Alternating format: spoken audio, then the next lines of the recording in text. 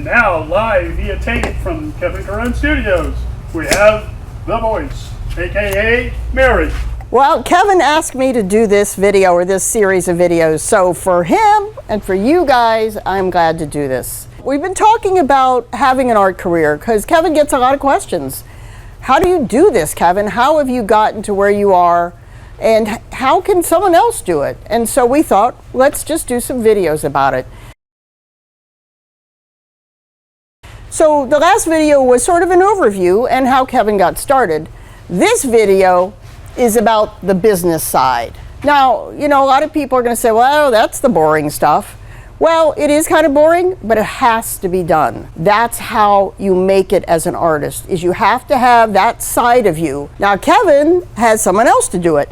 That's me. And also, I have a lot of help. I hire people to do things that I'm not good at. So it makes a lot of sense. Like, I'm a word person, so we have a bookkeeper. And we spend about $70 a month on the bookkeeping. That is a well-spent $70 because, quite frankly, it would take me way longer than it takes her, and I would still get it wrong. Now, some of the help that I've gotten, and it has been absolutely invaluable for Kevin and me both, is a business coach. This is a person I have a conversation with once a month, and in that once a month phone call, because we don't even get together in person, we talk about what's happened that month, what commissions are in the pipeline, what sales we had, but also we talk about the numbers. We talk about what our budget said and what actually happened that month. One of the problems that even I have, even though I am not an artist and I don't do art and business and marketing, is I'm just so focused on the day-to-day, I can't see what's going on. So a business coach helps me get perspective. How does somebody get a business coach? Well, if we weren't lucky enough to have somebody, I would probably call SCORE, S-C-O-R-E, which I believe is a government program, and it's older people who've had successful careers who are ready to help you. But look around, see if you can't find somebody. Maybe it's a mastermind group. Maybe it's some other artist, and you get together once a month and talk about this kind of thing so you can step back and get a little perspective. So that's another way of saying that when you're an artist, if you're doing all this yourself, and I do know artists who do, you have to wear a lot of different hats. And you kind of have to have some clarity about which hat you have on at which time.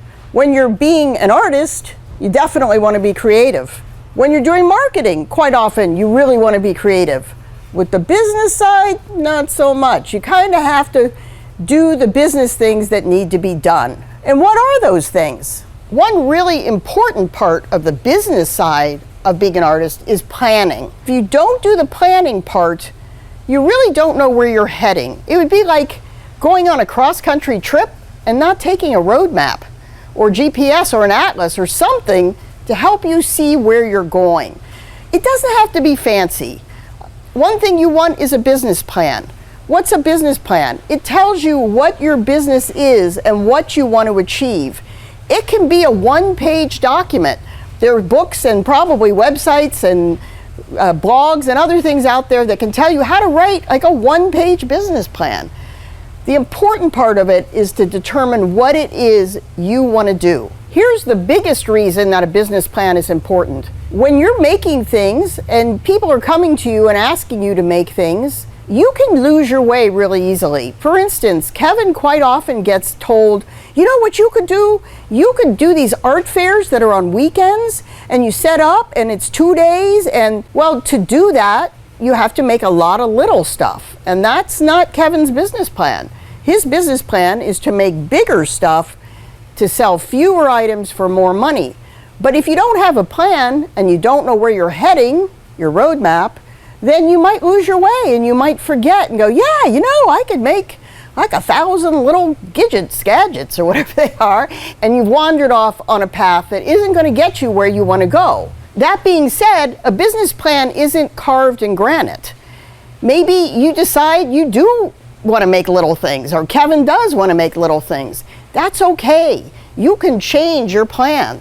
The important thing is to have a plan, and then your plan helps guide you, but that plan is something that can change, and it is. It's a living document, and it should change. Now here's a little bit more of the nitty-gritty things that you want to do on the business side. One of the first things we did was we got a program called QuickBooks. That's for bookkeeping.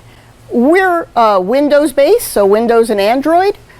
I imagine there's a version of QuickBooks for the Mac world, but there are probably other programs as well.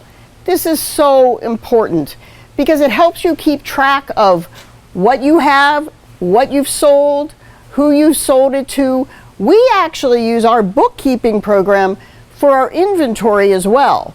Now there are specialty programs. One is called or Artwork Archive, and it's a really cool program because you can also save your images in that program, I believe. And there are other programs as well that help artists track their business. I like to keep it simple, so we use the bookkeeping program for inventory as well. And then we keep track of all the photographs of the work in folders, and we just have a system of how we organize the folders. One of the other pieces of software that we use, and this is sort of a crossover between marketing and business, is what's called a customer relationship manager program.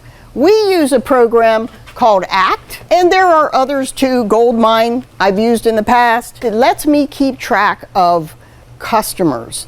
And so I track everything that comes from a certain customer in this program. Every email that comes from them, every phone call, I'll make notes. It also lets me set reminders. So if somebody, let's say, contacts Kevin about a commission and I need to follow up on that in whatever, a week or 2 weeks, I just put a reminder. I don't have to clutter my mind, which I want to use for processing. So that CRM program has been a tremendous help in keeping track of customers and vendors and other people that the business uses in a single place. I know where I can find that information. One of the questions Kevin gets asked a lot is, what about shipping? Well, shipping is actually easier than it sounds because, for one thing, the customer always pays the shipping. Every now and then we'll throw in the shipping, depending upon the situation, but generally, customer pays for the shipping. But how do you know what to charge them? Well, we work with a number of different shippers here in the Phoenix area, and we've kind of established a couple of different companies that do a really great job, and their prices are really fair. And so what we'll do is we will contact the couple different shippers with a project. We'll say, this is what it is. Usually we can show them a picture because it's on the website, where it's going. They usually need a zip code. And if there are any other issues, you know, like something has to be packed separately or whatever. And then they come back with a quote. We send that quote to the customer and tack that on to whatever they're paying. The way we do commissions, the customer pays up front based on an agreement we put together. We like that agreement because it says, here's what to expect. That way everybody is on the same page. Pretty simple document, and it says shipping must be paid. They pay 1/2 up front, they pay the second half of the commission and the shipping before the piece is shipped. And here's the thing that we get the most questions about: pricing. And that's because pricing is hard.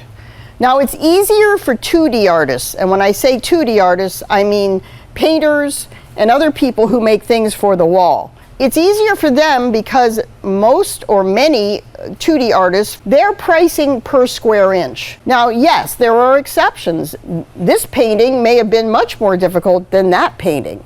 However, it's going to give you a good starting place and a good rule of thumb. That's a really great pricing strategy. Sculpture is a little bit harder, especially when, like Kevin, every piece is different. How in the world do you figure out how to price it? Well, there are also some rules of thumb there that make it easier. One is, make sure you're not losing money. That's where the business side comes in. We keep a spreadsheet of every project that Kevin does, and we write down the materials. What did the metal cost? What did the hardware cost? What are all the things that go into that sculpture, and what did they cost? And how much time did you spend on it? Figure an hourly rate. What is your time worth? So what this helps you do is really get a good idea of what it takes for you to make something. So you have this spreadsheet and you figure in all your costs, and we figure in photography too, and we'll talk more about photography in the marketing, but that makes sure we're not losing money, because honestly, we're optimists. We never think things are going to cost as much as they do. So that allows us to say, oh my gosh, we didn't realize that all that metal cost $500 or whatever it cost. And it keeps us honest. But once you get past the early days of your career, when you're actually getting paid for your experience and your brilliance and your ability, then your prices can start going up. You still want to keep them consistent. Everything is a rule of thumb. You have to kind of get your hands around it. You want to figure out what people want to pay for it. And sometimes you want to price it higher than you might have thought because they're equating that price with value. And so if you make something and it didn't take you very long to make, but it's in the range of a larger sculpture, you don't want to underprice it because people will think, well, there must be something wrong with it. So pricing is really an ongoing learning experience.